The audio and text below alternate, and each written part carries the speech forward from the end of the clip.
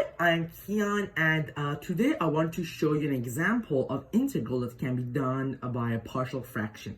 So in this case, in this question, we have the integral of 5 over x cubed minus 6x squared plus 11x minus 60x.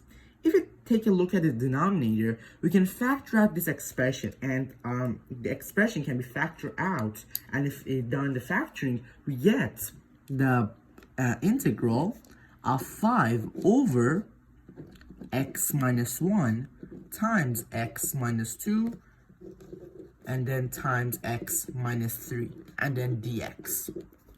And now how do we solve it?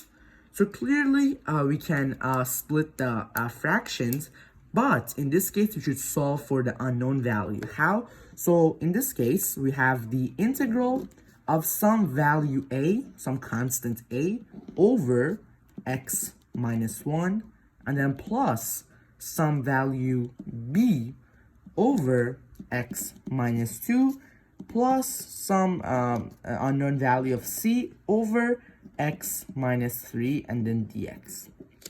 So the first thing we should do is that first we want to solve for a, then b, then c. So for solving for a, we need to hide this part x minus 1, and so we set it equal to 0. So when x is 1, we see that x minus 1 is 0. And now we should plug in 1 into x minus 2 and x minus 3 and then evaluate it.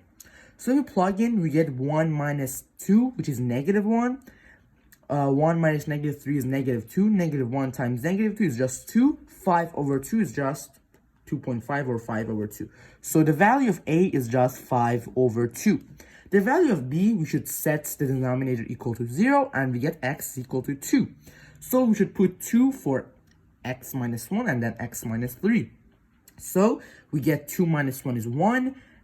2 minus negative 3 is negative 1. Negative 1 times 1 is negative 1. So b is negative 5. And then for solving for c, again, we do the same thing. We set it equal to 0, the denominator. We get x is equal to 3. So we plug in 3 for x minus 1 and then x minus 2. So we get 2. 3 minus 1 is 2. 3 minus 2 is 1. So we get 2 times 1, and then this is 5 over 2. And now this is a very simple integral. Because we can take the integral of each one separately and then add them together. So for the first part of the integral, we can take out 5 over 2, and now we get 5 over 2. Because there's a 1 over x minus 1, and the denominator is a linear, its power is 1, we can write it as natural log of absolute value of x minus 1.